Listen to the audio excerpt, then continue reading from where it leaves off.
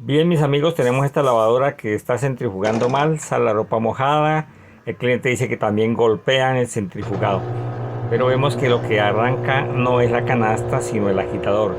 Aquí tenemos problemas con el resorte o el motor drain, porque mira, cuando gira primero el plato o agitador, lo que hace es que la ropa se vuelve como una bola y por eso la lavadora golpea en el centrifugado.